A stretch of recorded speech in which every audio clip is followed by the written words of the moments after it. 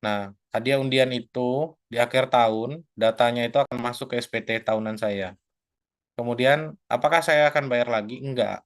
Jadi, ketika saya sudah dikenakan pajak hadiah undian, maka pajak itu selesai. Urusannya tidak lagi disetor lagi. Nah, itu maksud dari final itu.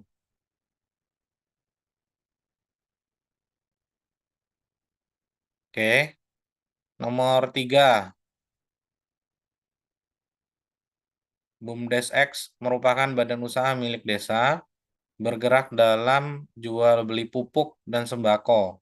Selama tahun 2022, mereka memiliki omset 2 juta, 2,8 miliar dan biaya usaha selama setahun mencapai 3 miliar. Berapa tarif pajak BUMDes X? Ada yang tahu? Cuma bukan Pak, Fidel? Berapa? 0,5%. 0,5%. Oke, ini jawabannya ada dua nanti ya. Anda boleh pakai yang bilang 0,5% benar, pakai tarif pajak 11% juga benar. Oke, tergantung BUMDesnya. Mau pilih yang mana? Pajak yang harus di-store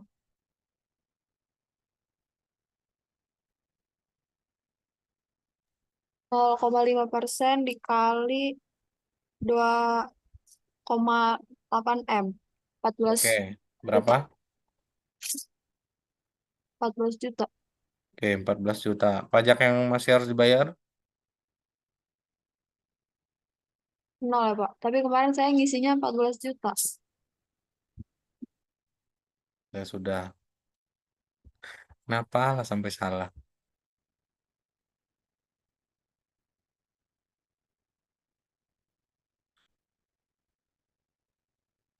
Pak, izin bertanya, Ya, untuk membedakan resiko pakai yang tarif 0,5% atau pakai yang 11% itu gimana ya, Pak? Apakah ada oke. aturan sendiri atau tidak? Kalau lihat aturannya ada di PP nomor 23 tahun 2018 ya. Kalau untuk di aturannya, di aturan itu adalah disinggung soal wajib pajak itu opsinya memilih. Jadi orang BUMDes boleh dia memilih pakai tarif final 0,5% atau dia boleh memilih untuk tidak final.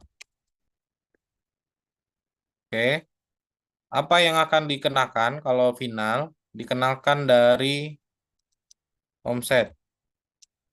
Sepanjang omsetnya di bawah 4,8, maka dia boleh menggunakan tarif 0,5%. Karena kasus ini sama-sama di bawah 4,8, ya.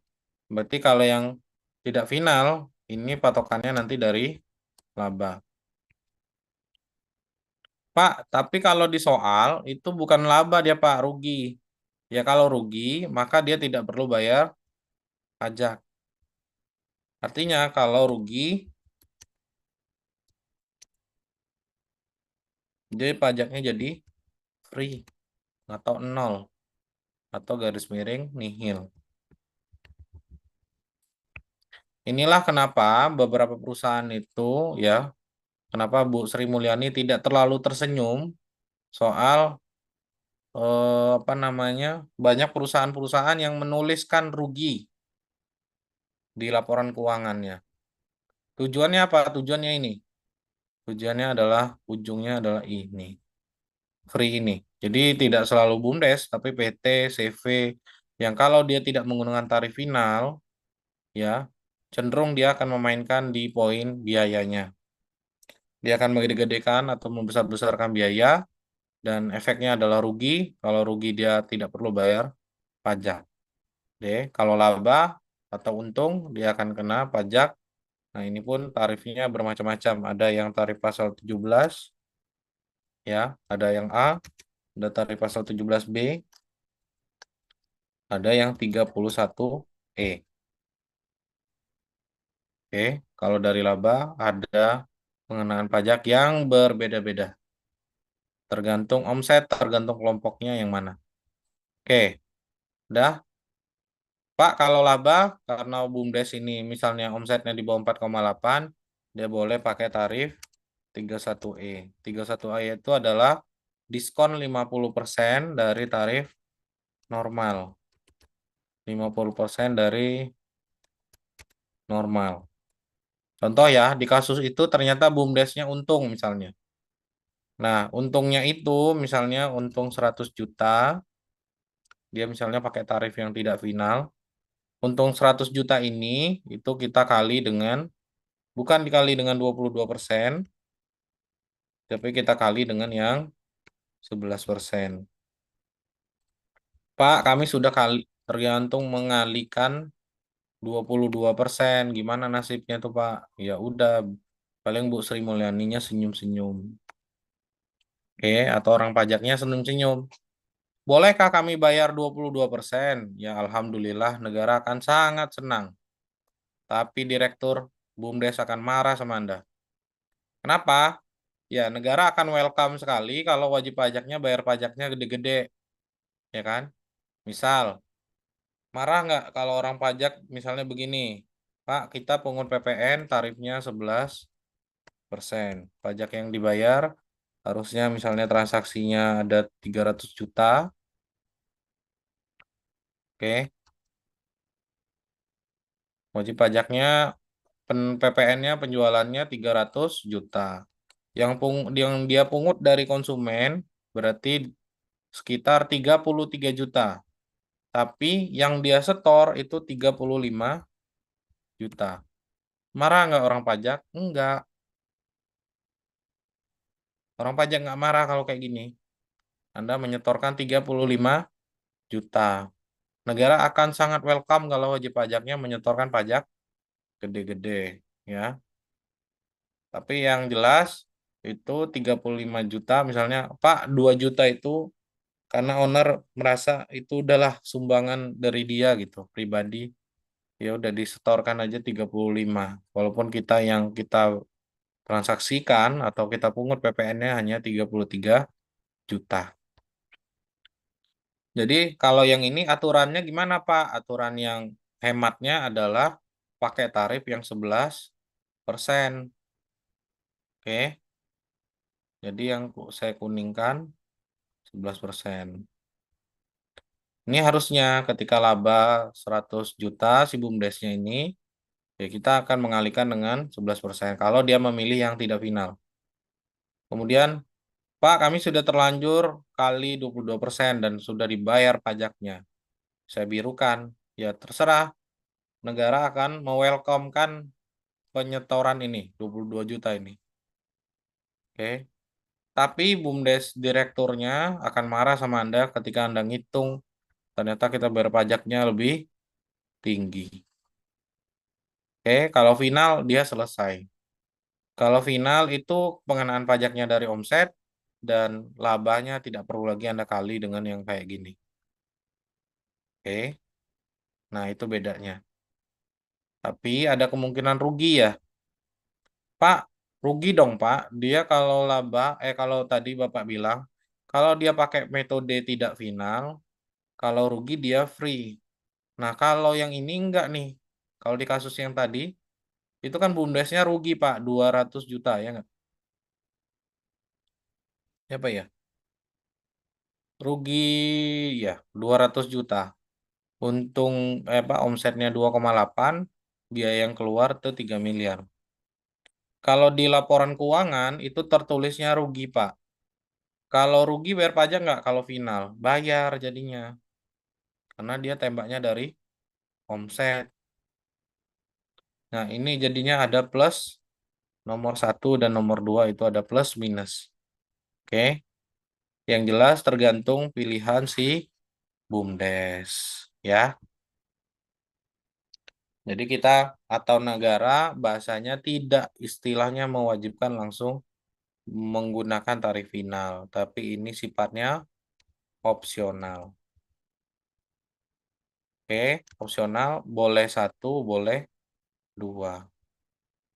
Sebelum dibahas ini, saya mau nanya dong, di kelas ini ada yang di demisionernya Himakta nggak ya? Seniornya Himakta lah maksudnya.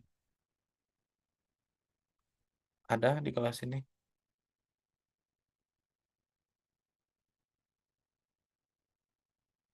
Siapa yang demisioner? Yang udah senior lah di Himakta. Pak Enggak. masih jadi angbit. Gimana? Kalau yang angkatan 2021 masih jadi pengurus Pak kebanyakan. Oh, Anda ini angkatan 2021 bukan? Iya, Oh, ya saya hanya izin menyampaikan aja ya, Himakta versi saya, pandangan saya, Himakta agak sedikit memundur daripada Himakta sebelumnya. eh ini soalnya saya jadi apa namanya, nama saya jadi jelek jadinya gara-gara Himakta apa Parade Accounting ini. Kenapa waktu itu disampaikan sama panitia katanya mau minta tolong dicarikan narasumber. Oke. Nah, kemudian saya bantu nih, saya coba tolong. Selama minta tolong itu, teman-teman Himata nggak, apa ya, teman-teman panitia itu nggak pernah ketemu secara langsung, secara personal, duduk bersama, bahas kegiatan ini. Saya nggak tahu misalnya kegiatan ini seperti apa modelnya, ada lombanya seperti apa, kemudian soalnya sudah ready apa belum. Saya nggak tahu sama sekali.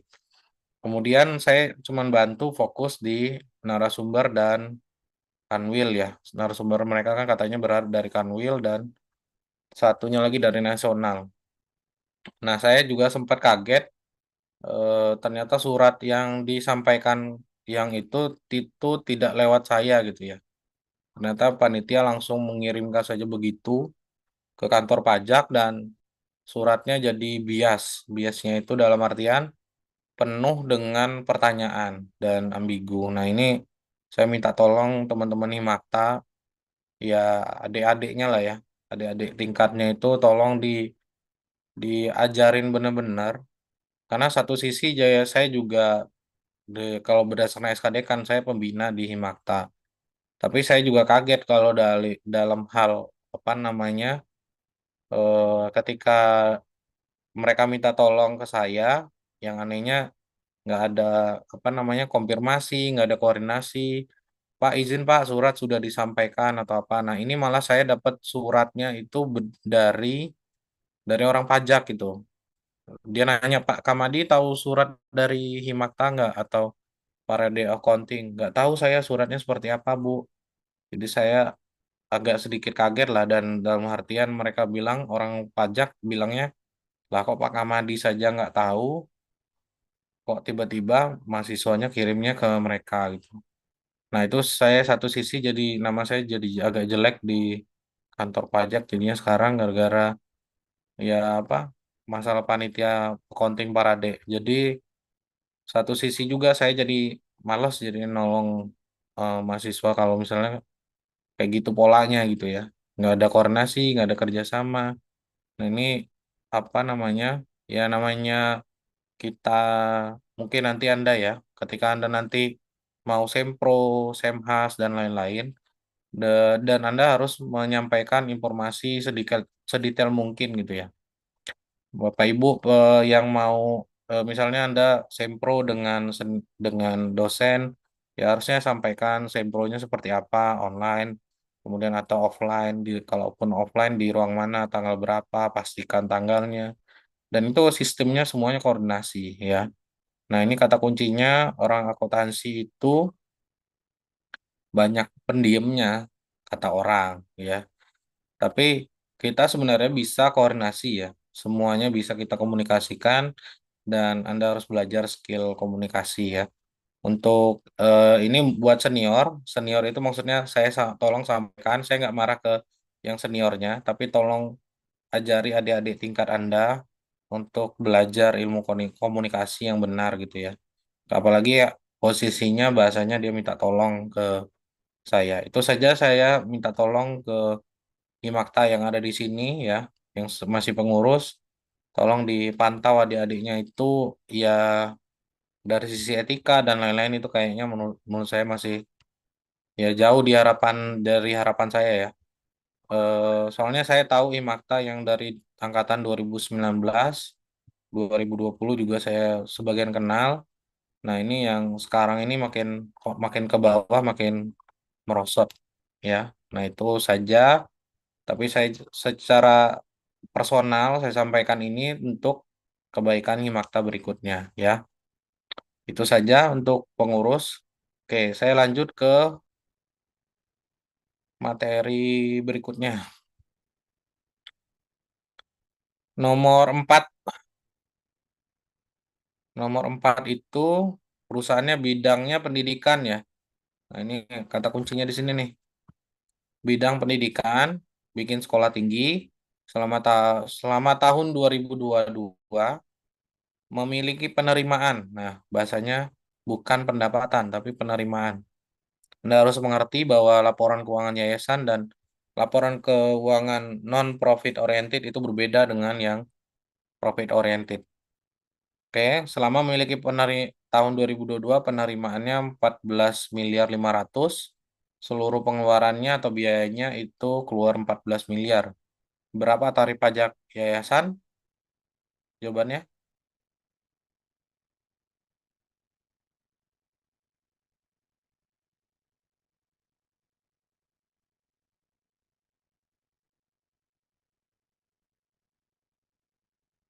berapa tarif pajak yayasan? Nggak apa-apa, salah nggak apa-apa.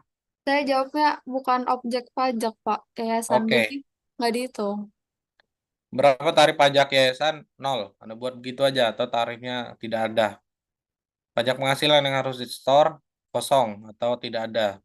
Pajak penghasilan yang masih harus dibayar juga tidak ada. Tapi dengan catatan yang terakhir itu, kan dia punya selisih ya, penerimaan dan pengeluaran sebesar 500 juta. 500 juta itu akan jadi tidak kena pajak apabila 500 juta itu di apa namanya investasikan ya dalam bentuk aset.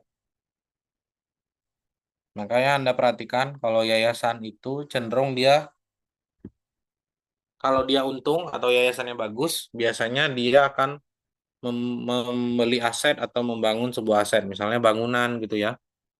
Maka dia bikin gedung banyak-banyak gitu ya. Karena itu efek dari selisih antara penerimaan dan pengeluarannya itu harus dilempar ke dalam bentuk aset. Jadi tidak boleh 500 juta itu dipakai untuk misalnya, oh 500 juta ini mau kami pakai Pak untuk misalnya biaya jalan-jalan pengurus yayasan. Nggak bisa. 500 juta itu Anda boleh lempar atau bikin list daftar misalnya aset yang akan dibeli di tahun berikutnya gitu. Jadi misalnya beli kursi, beli infokus, beli papan tulis, pokoknya yang berhubungan dengan yayasan pendidikan ini. Atau misalnya, oh 500 juta kami beli bangun gedung Pak, atau bikin apa toilet atau ruang guru atau apa terserah. Bikin lapangan terserah. Yang jelas 500 itu akan tidak kena pajak ya kalau dia dilempar ke aset. Oke.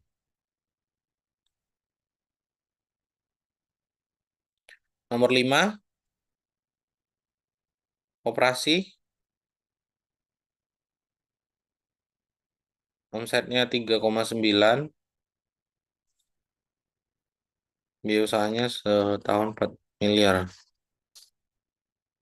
Apa jawabannya?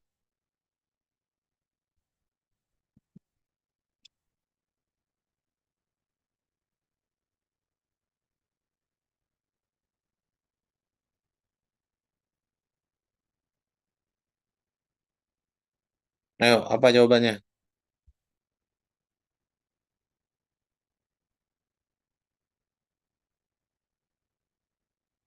Nol bukan ya, Pak? Karena dia rugi. Nol karena dia rugi. Ya, intinya jawabannya tergantung ke yang tadi ya, yang saya share screen soal PP 23. Ini materinya semuanya ada di PP 23 tahun 2018. Jadi BUMDes, koperasi, PT, CV, ya. Kuncinya dia di mana, oh, tergantung dia milihnya di mana. Kalau memilih final, maka kalau ditanya tarif pajaknya berarti pajaknya 0,5%. Tapi kalau misalnya dia tidak final, berarti tarif pajaknya sebenarnya ada di angka 11%. Oke. Kemudian berapa pajaknya? Kalau tidak final tadi, maka tadi benar jawabannya nol karena statusnya rugi. Tapi kalau final berarti ada pajak yang dia setor ya 0,5% kali omset. Jadi dia tidak melihat rugi ataupun tidak ya, karena dia lihatnya dari omset. Oke, perlu saya jelasin semuanya? 5 soal, ada 10. Kalau enggak, saya geser ke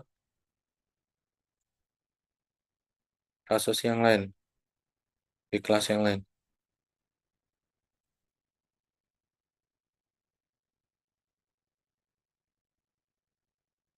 Nah, ini ada kasus 1, ada kasus 2. Oke, dua-duanya yang Anda kerjain adalah berapa koreksi fiskalnya.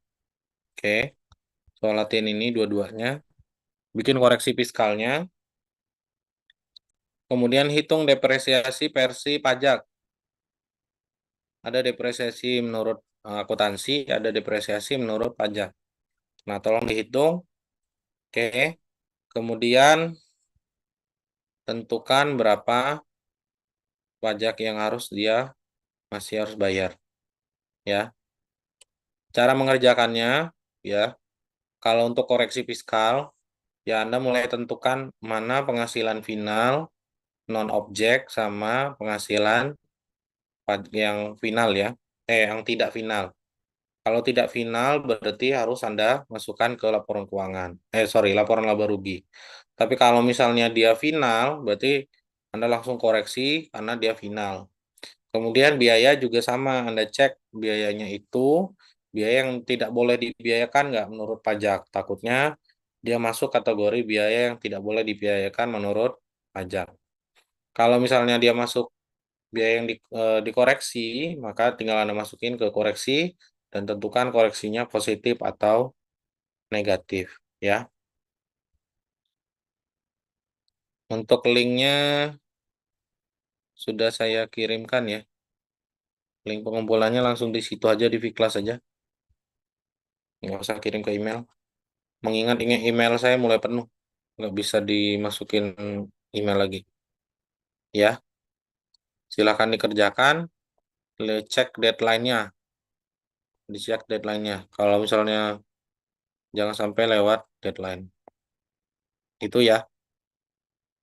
Ada yang mau ditanyain? Bapak izin bertanya, itu Ya. tugasnya ditulis tangan. Tulis tangan. Baik, Pak, terima kasih. Tulis tangan.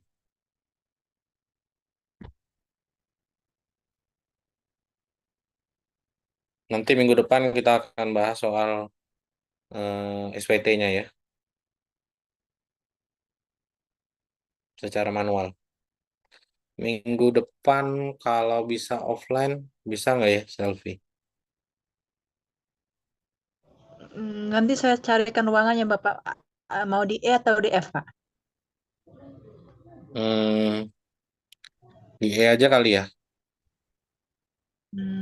Paling kalau di E di ruang lain, Pak, di lantai 3. Oh ya udah nggak apa-apa. Yang penting ada Baik, Bapak. kelasnya aja. Ruang lab itu bisa dipakai nggak? Nggak bisa ya.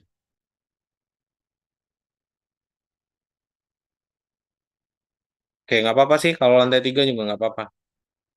Yang jelas kalau bisa offline, offline sih minggu depan. Karena kasusnya agak sulit kalau misalnya online. Oke, di kelas ini ada yang MBKM. Saya dapat info dari apa? Dari akademik. bahwa yang MBKM itu tidak perlu ikut UAS katanya. UASnya saja. Tapi kalau untuk nilai tugas, UTS dan nilai kuis itu ditentukan oleh dosen dan dicek oleh dosen yang pengampu. Kalau untuk yang apa namanya, yang UAS nanti itu katanya saya akan dapat nilainya dari dosen yang dimana Anda ikut riset ya. Ada yang riset MBKM? Ada Bapak. Bapak. Pak. Ada ya. Nah, Ya. nanti infonya adalah UASnya Anda berarti saya dapat info dapat nilainya dari dosen apa MBKM Anda. Yang jelas ya sebisa mungkin